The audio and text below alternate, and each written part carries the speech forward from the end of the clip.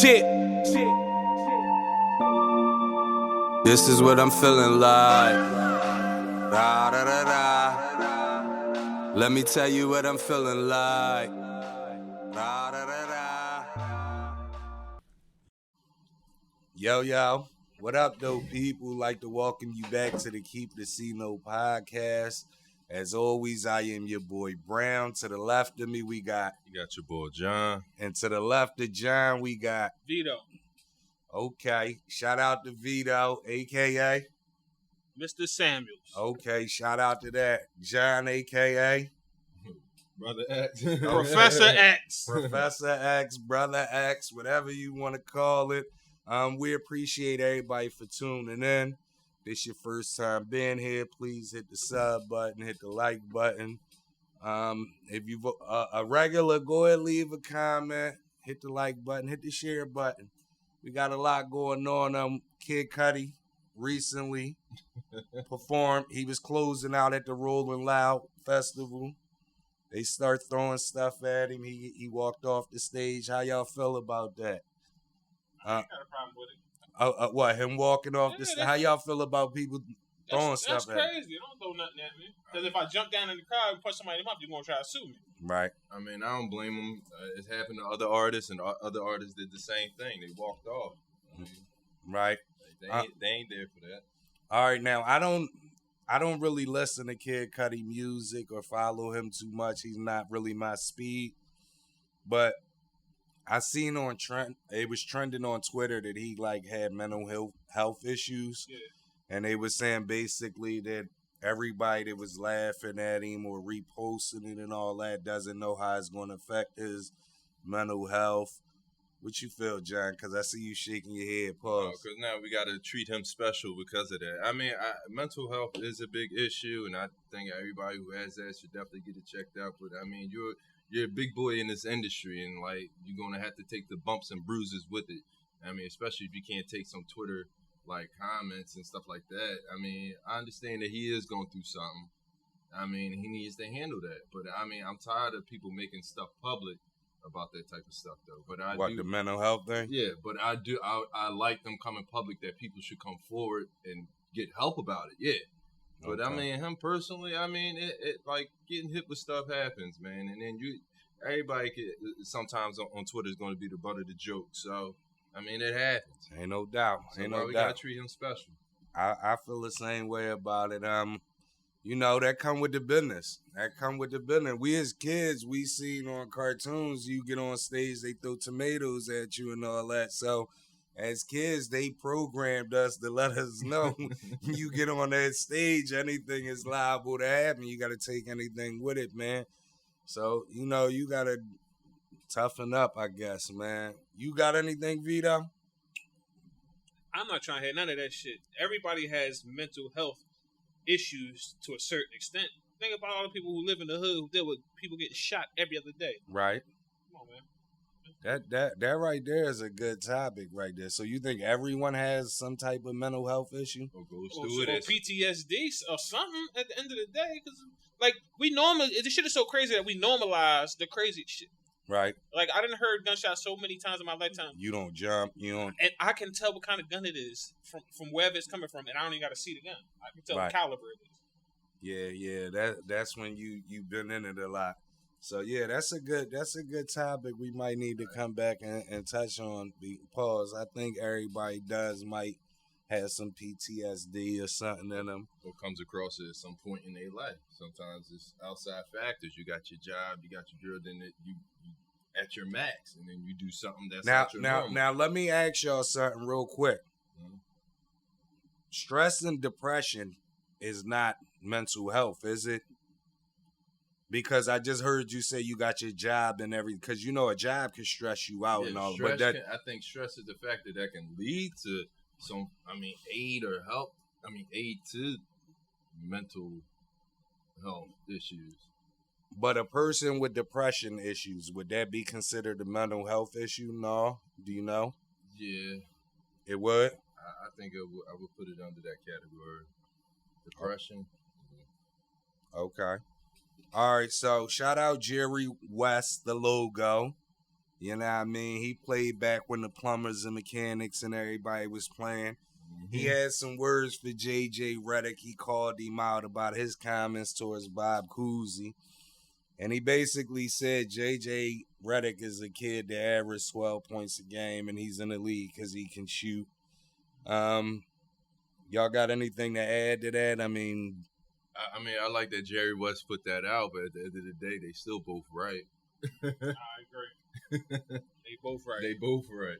yeah, but I think more so with indirectly, I think what Jerry West was saying is, nigga, you wouldn't have been a factor in our league. That's what he was trying to say. If he could be well, not a factor, but if he could average 12 points in this league, he definitely would have been a factor back. Probably not with Jerry West, but when Bob Cousy and them played, he was definitely. Bob Cousy and them played when whatchamacallit played, didn't they, Big O? Yeah, I think that's it. Yeah, them Big O would have had a field day with J.J. Redick, man.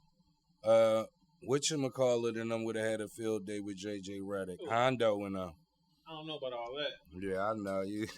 You talking about a bunch of little guys. But shout out Jerry West for speaking up because I feel like a lot of the guys that be saying that stuff about the guys from back in the day are just average players today. Like J.J. Redick don't got he wasn't nice where he can run his mouth like Gilbert that. Arenas said the same shit. Yeah, Gilbert Arenas was okay when you look at his career. Man. No, he wasn't. How many good years did Gilbert Arenas have? He had like 4 or 5. He would have had more if he didn't get in trouble. I don't know, bro. I don't know, man. Gilbert Arenas came in, the league was switching over, and then once it switched over, I don't care. When 2-3 years, over, everybody got to play at the same time. So. Gilbert Arenas to me, he was bored, but his longevity in the league messed up his career outlook on how I look at his career. So if you had 2-3 good years, I don't think that's bull. Because you can be bull for 2 or 3 good years. I mean, especially the people he gave work to. But this is why. This is why, right?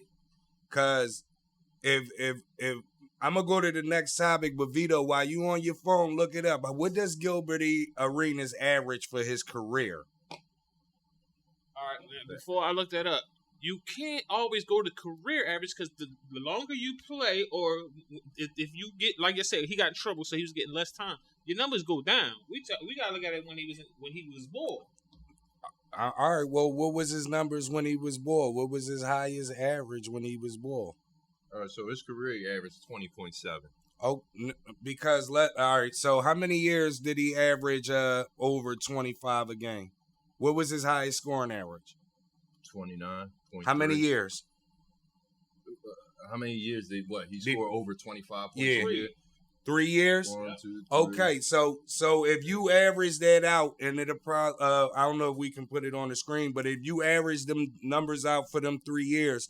What I'm going to say is still average out to about 24, 25 points, somewhere in that range, his 3 best years. When you look at that, the reason I'm saying that, because there's a lot of guys that played in the 90s that was averaging them same numbers, and we don't even look at as superstars. Oh, give me an example. Off top of the head, like a nigga like Steve Smith. When Steve Smith putting up a dub, or a nigga like, Dave, you got me off top. Pause. This wasn't one of the topics we were supposed to go into. But do like Dale Ellis when he was putting up like 23, 24 for 4 or 5 year stretches. And like, we don't even talk about it. He only averaged 20 at the most. How about Dale Ellis? Dale Ellis up there, he had a couple years where, but I'm going to come back. I'm going to think of that. But shout out to Steven Jackson. Cade Cunningham, I guess, just dropped a rap track. He's talking about op, shoot 'em up, bang, bang stuff.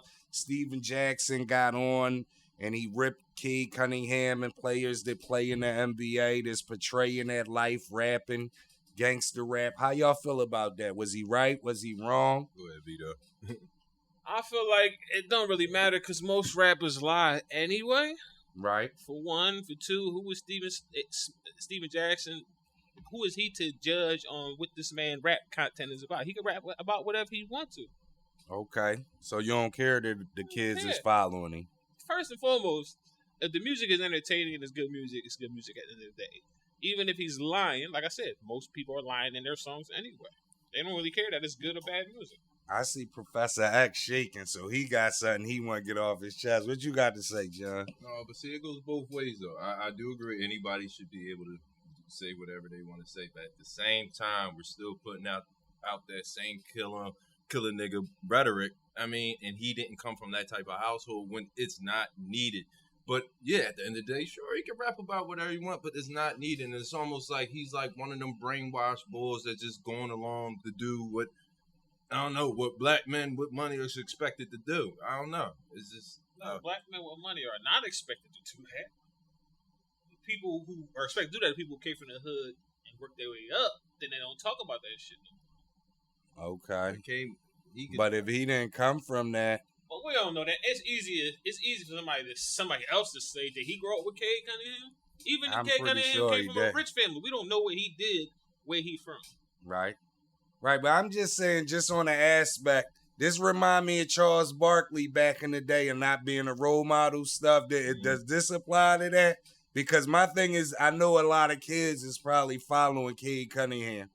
You know what I mean? And let's look at these kids that's following him that's like, damn, Cade Cunningham talking about shooting the ops and all that too. I could play ball and shoot people too. You don't think that's a factor? I personally don't believe, because at the end of the day, you make your own choices, your own decisions, because nobody second guess when a guy like Bill Gates says we want to depopulate by using vaccines and viruses, and plenty of people follow him. Yeah, I understand that, but I don't know, because it's like a lot of times when you see something like that with Bill Gates said it, it's like a lot of people still, I don't know if it's because somebody else is saying that Bill Gates said it, but a lot of people don't never believe it like Bill Gates actually, even when they see the videos. The video is about 15 years old when he said shit. Even when they see the videos, they still go against what he ain't mean it like that, or that's old, or like, that's hard brainwashing.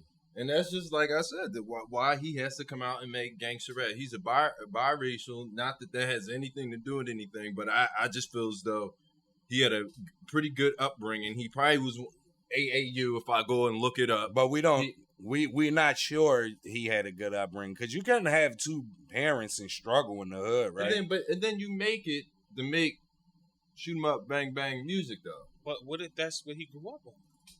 Wow, that's probably what he gonna gravitate to. I mean, we gotta grow and we gotta change. That's the thing where the buck needs to stop sometimes. I mean, unless you sharing a life experience in the song, like, yeah, I'm always down for that.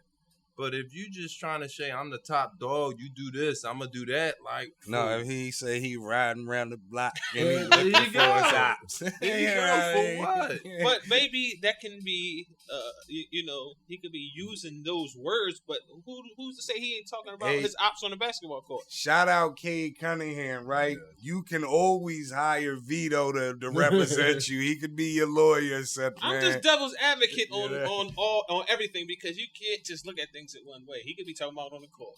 Okay, that's understood. What's your thoughts, people? Steven Jackson rips Cade Cunningham for, making songs, drill music, I guess it would be. All right, well, let's look at it like this.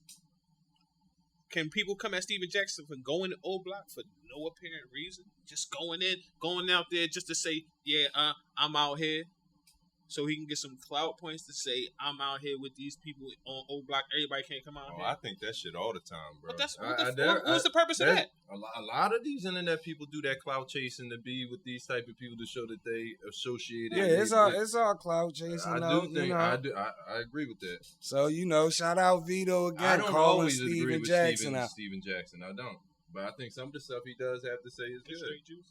Huh? Yeah, that's just street juice. Yeah. So let's talk real quick.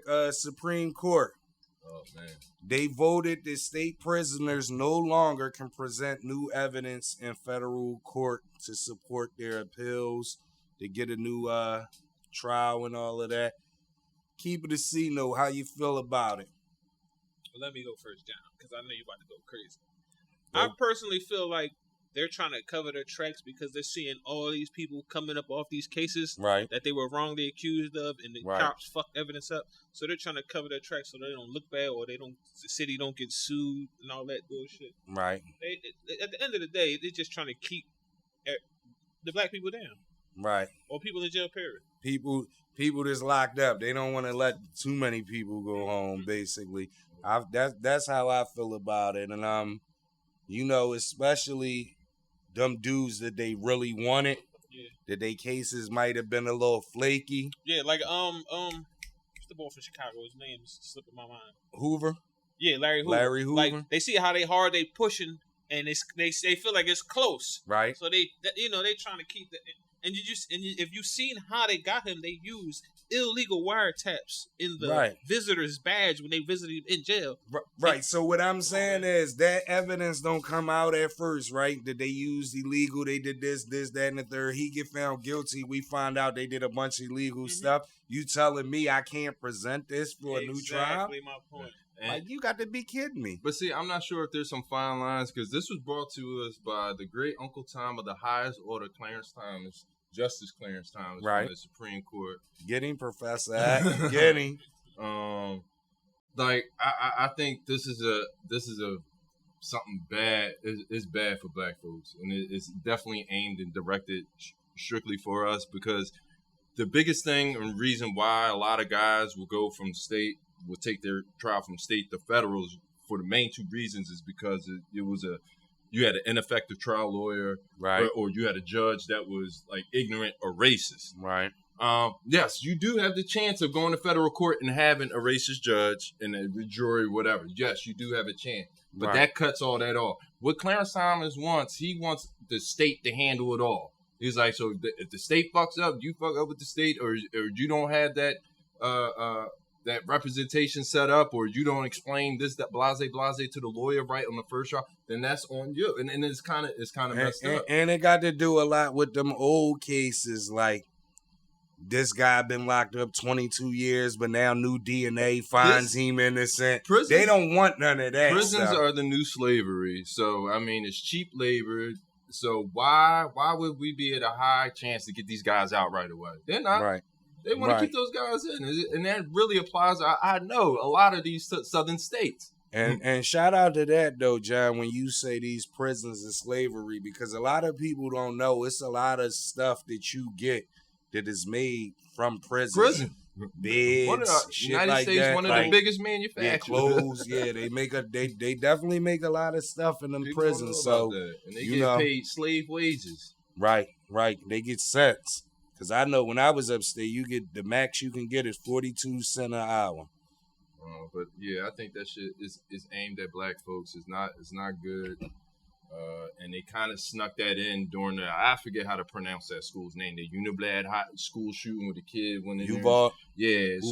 So they snuck that in right around that time, like where people weren't really noticing what the ruling with the where the federal courts don't want to hear anything from the states as far as like retrials or trying to get present new evidence or something based off of bad representation or whatever. Yeah. So.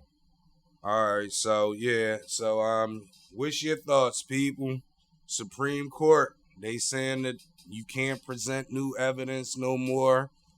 You can't when you take your case to trial on appeal and all that. How y'all feel about it?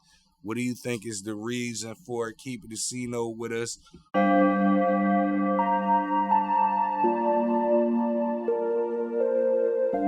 Shit. This is what I'm feeling like. Da, da, da, da. Let me tell you what I'm feeling like. Da, da, da, da.